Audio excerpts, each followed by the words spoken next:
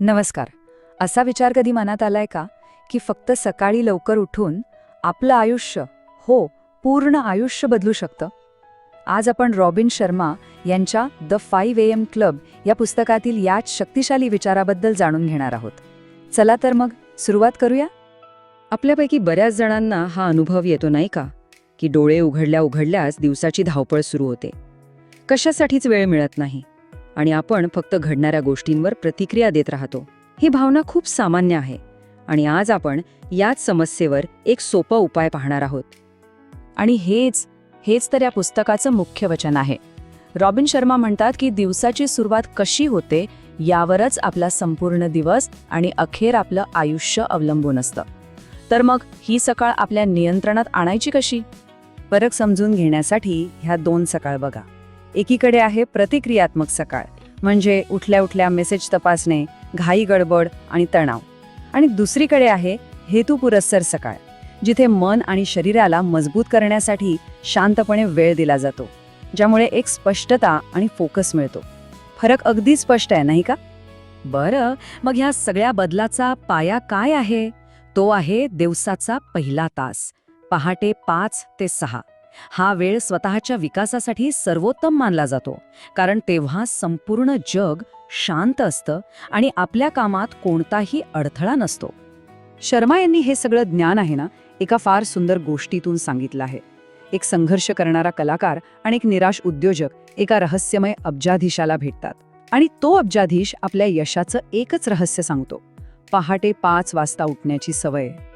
मग त्या अब्जाधीशाने जी पद्धत शिकवली तोच आहे या क्लबचा आत्मा, आणि तो म्हणजे 20-20-20 फॉर्म्युला. हा एक सोपा पण अत्यंत प्रभावी मार्ग आहे, जो आपल्या दिवसाच्या पहिल्या तासाला एक निश्चित दिशा देतो. चला पाहूया हा फॉर्म्युला नक्की काय आहे. तर हा फॉर्म्युला काय करतो? तो आपल्या पहिल्या तासाला अगदी सोप्या 3 भागांमध्ये विभागतो, प्रत्येकी 20-20 मिनिटांचे 3 भाग. पहिला टप्पा आहे मूव्ह, म्हणजे हालचाल. दुसरा आहे रिफ्लेक्ट, म्हणजे चिंतन. आणि तिसरा आहे ग्रो, म्हणजे विकास. तर सकाळचे 5 वाजले, पहिले 20 मिनिटं म्हणजे 5 वाजून 5:20 वाजेपर्यंत ही वेळ आहे व्यायामाची. मूव्ह, धावणे, योगा किंवा आपल्याला आवडेल तो कोणताही व्यायाम. यामुळे शरीरात ऊर्जा संचारते, आळस निघून जातो आणि दिवसभर एकदम सकारात्मक वाटतं. आता शरीर ताजंतवान झालंय. पुढची 20 मिनिटं 5:20 ते 5:40 ही वेळ आहे शांततेची, रिफ्लेक्ट. यावेळे डायरी लिहा, ध्यान करा किंवा शांत बसून दिवसाचं नियोजन करा. ही वेळ स्वतःशी संवाद साधण्याची आहे, ज्यामुळे मनात स्पष्टता येते आणि अनावश्यक गोंधळ दूर होतो. आणि आता शेवटची 20 मिनिटं 5:40 ते 6 ही आहेत ग्रो करण्यासाठी, म्हणजे स्वतःच्या बौद्धिक विकासासाठी. एखादं पुस्तक वाचा, नवीन काहीतरी शिका. बघा, आपण रोज उठल्या उठल्या फोन चार्जिंगला लावतो, पण मनाचं काय? हीच ती वेळ आहे मनाला चार्ज करण्याची. बरं, फॉर्म्युला तर एकदम सोपा वाटतोय नाही का? पण खरी गंमत पुढे आहे. कोणतीही नवीन सवय कायमस्वरूपी कशी बनवायची? कारण सुरुवात करणं सोपं असतं, पण टिकवून ठेवणं अवघड. त्यासाठी योग्य मानसिकतेची गरज असते. काय वाटतं, 21 दिवस, 1 महिना? यामागेही एक विज्ञान आहे. तर रिसर्च असं सांगतं की कोणतीही नवीन सवय आपल्या अंगवळणी पडायला, म्हणजे अगदी सहजपणे आपल्याकडून व्हायला सरासरी 66 दिवस लागतात. त्यामुळे सुरुवातीला त्रास झाला तरी धीर धरणं खूप महत्त्वाचं आहे. आणि हा जो 66 दिवसांचा प्रवास आहे ना, तो पण सरळ नसतो. त्याचे 3 टप्पे आहेत.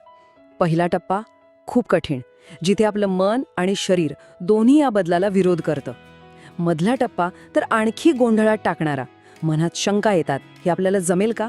पण जर आपण टिकून राहिलो तर शेवटचा टप्पा खूप सुंदर असतो, जिथे ही सवय सहज आणि नैसर्गिक होऊन जाते. पण फक्त 66 दिवस टिकून राहणं पुरेसं नाहीये. आपली मानसिकता, आपलं आतून कसं वाटतंय हे सुद्धा तितकंच महत्त्वाचं आहे. आणि इथेच शर्मा एका फार महत्त्वाच्या संकल्पनेबद्दल बोलतात. ती म्हणजे 4 आंतरिक साम्राज्य. ते म्हणतात की खरं यश बाहेरच्या गोष्टींवर नाही, तर ते आतून येतं. हे 4 साम्राज्य म्हणजे काय? पहिलं, माइंडसेट, आपले विचार, आपला दृष्टिकोन. दुसरं, हार्टसेट, आपलं भावनिक आरोग्य. तिसरं, हेल्थ सेट, म्हणजे आपले शारीरिक आरोग्य, आपली ऊर्जा. आणि चौथं, सोल सेट, म्हणजे आपल्या जीवनाचा उद्देश, आपली आत्मिक शांती. आणि गंमत बघा, पहाटे 5 वाजताची ही एक सवय या 4ही साम्राज्यांना एकाच वेळी मजबूत बनवते. आणि ह्या सवयीला साथ देण्यासाठी आणखी काही महत्त्वाच्या गोष्टी आहेत. पहिलं म्हणजे आपलं लक्ष जपा. सकाळी आपलं मन सर्वात ताजं असतं, त्याचा पुरेपूर वापर करा. दुसरं एक साधं गणित आहे. लवकर उठायचं असेल तर लवकर झोपावंच लागेल. रात्रीची शिस्तच सकाळचं स्वातंत्र्य देते. आणि तिसरं, एकांताची ताकद ओळखा. मोठमोठे विचार, नवीन कल्पना या शांततेतच तर जन्माला येतात. आणि जेव्हा आपण ही सवय, ही तत्व आपल्या आयुष्याचा भाग बनवतो ना, तेव्हा एक खरं परिवर्तन घडून येतं. हे फक्त लवकर उठण्यापुरतं राहत नाही, तर आपलं आयुष्यच एका नवीन, अधिक सकारात्मक दिशेने जायला लागतं. इथे एक गोष्ट लक्षात ठेवली पाहिजे, सातत्य. रोज केलेला एक छोटासा बदल, अगदी छोटासा, पण तोच कालांतराने खूप मोठं रूप घेतो. विचार करा, रोजचा तो 1 तास म्हणजे वर्षाला पूर्ण 365 अतिरिक्त तास, जे तास बाकीचे लोक झोपेत घालवतात. आणि जाता जाता या पुस्तकातला एक खूप शक्तिशाली विचार, लाईक्सपेक्षा लेगेसी महत्वाची.